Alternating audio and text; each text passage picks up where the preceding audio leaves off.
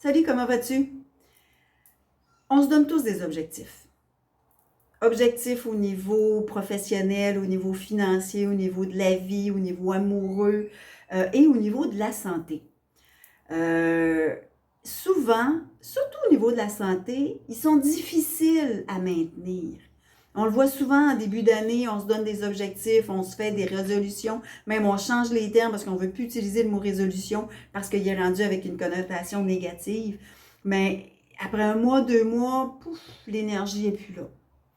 Donc, pourquoi? Qu'est-ce qui va faire que tu vas être capable de maintenir ton objectif et de l'atteindre? Parce qu'il y en a qui le font. Il y en a qui réussissent à atteindre leurs objectifs. Donc, aujourd'hui, j'ai le goût de vous offrir 5 points qui vont vous aider à mettre plus de chances de votre côté pour atteindre votre objectif au courant de l'année. Et le maintenir. Il faut aussi ça, hein? On veut maintenir notre objectif. Je me présente, Sarah Leblanc, je suis naturopathe et j'accompagne les gens pour optimiser leur santé dans la conscience. Mon entreprise, c'est Mosaïque Santé. Donc, je vous aide à recréer votre équilibre, votre mosaïque dans votre santé et dans votre vie. Et donc, voici, ça fait que je vais vous parler des 5 objectifs que je trouve importants qui vont aider les gens à maintenir leur objectif. Le premier, c'est d'énoncer notre objectif dans des termes positifs. On a souvent l'habitude de faire « Ah, je veux pas ci, je veux pas ça, je veux perdre du poids, on veut plus. » Mais en même temps, ça nous amène dans une énergie négative, ça abaisse nos vibrations. Donc, c'est plus difficile de « Ah, je veux plus ça, je veux plus ça. » Ce qu'on veut, c'est être dans le positif. Je veux atteindre tel objectif. Donc, je veux mieux gérer mon poids, je veux mieux dormir, je veux mieux digérer. Donc, quel est l'aspect de votre santé? Transformez-le de façon positive, votre objectif. Le deuxième, c'est d'avoir un objectif clair et précis. Je veux être en meilleure santé. OK, mais c'est quoi être en meilleure santé pour toi?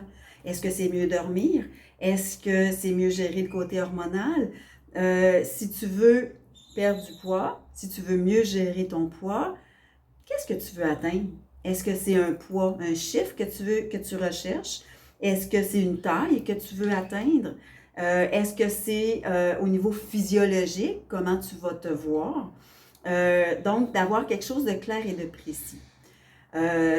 Parce que c'est beaucoup plus facile de dire « je vais atteindre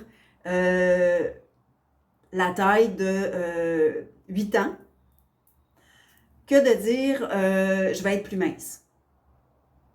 C'est quoi être plus mince? C'est tellement variable pour chacun. Donc, de dire je vais atteindre la taille de 8 ans ou je veux peser tel poids. Donc, va être beaucoup plus facile pour le cerveau de faire « Hey, on n'est plus dans notre objectif là. » C'est là qu'on s'en va. Donc, d'avoir un objectif clair et précis et de l'écrire. Hein, c'est important aussi de l'écrire, de ne pas uniquement le dire. On vient l'ancrer dans le terrestre, donc on va venir l'écrire. On veut que ce soit aussi réalisable dans le temps. Si je veux gérer mon poids et que je dis, moi, là, j'ai un gap de 50 livres entre ce que j'ai actuellement et l'objectif que je veux atteindre, puis tu dis, ben je veux faire ça en 2 mois. C'est pas réalisable. C'est faisable, mais tu ne seras pas en santé et tu ne le maintiendras pas, ça c'est certain. Donc, d'avoir quelque chose de réalisable et de réalisable dans le temps. Donc, de faire en fonction d'un objectif. Donc, ça peut être 1 mois, 2 mois, 3 mois, 6 mois. Quel est le laps de temps que tu te donnes pour le réaliser?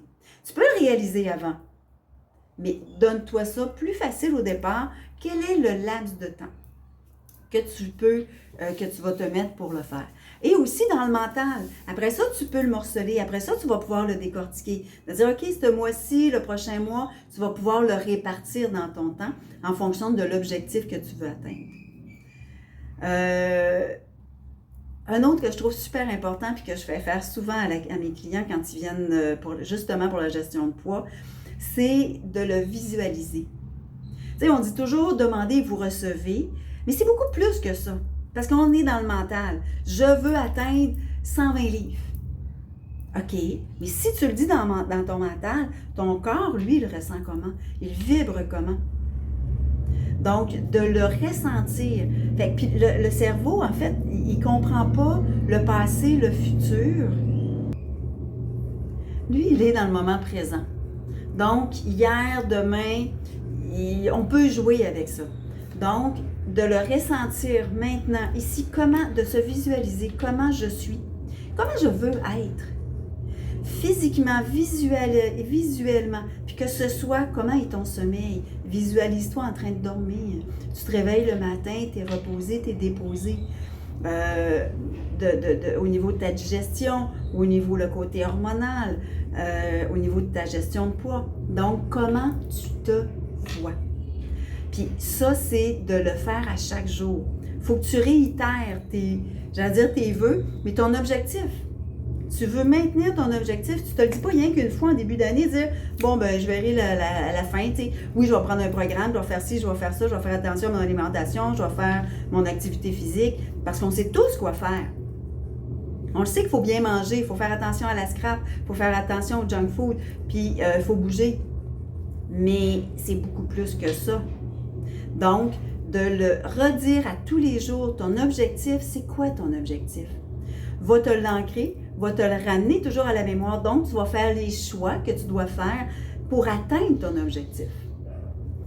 Puis de le ressentir aussi, avant de te coucher, en te levant, quand tu as le goût de faire quelque chose qui ne t'enligne pas vers ton objectif, revisualise-toi. C'est quoi tu veux comme objectif? Comment tu veux être? Ça va t'aider à maintenir tes actions. Donc, et un des plus importants que je trouve depuis le temps que je fais de l'accompagnement, et même pour moi personnellement, c'est ce qui m'a le plus aidé à atteindre mes objectifs, c'est d'être redevable. En anglais on dit accountability, c'est d'être redevable à quelqu'un. C'est d'avoir un coach, d'avoir un mentor, quelqu'un qui t'accompagne dans le maintien de ton objectif. Parce que c'est, en fait, quand tu vas flancher, quand c'est plus difficile, ben, tu vas avoir quelqu'un à qui tu peux parler, à qui tu peux exprimer. Donc, peut-être voilà, peut-être d'avoir quelqu'un qui va t'accompagner là-dedans, dans ce processus-là, qui va te motiver, puis qui va pouvoir te donner tes trucs aussi des fois, ben ça va t'aider à maintenir ton objectif dans le temps. Parce que c'est souvent ça, hein? Le premier mois, on est souvent motivé dans nos objectifs.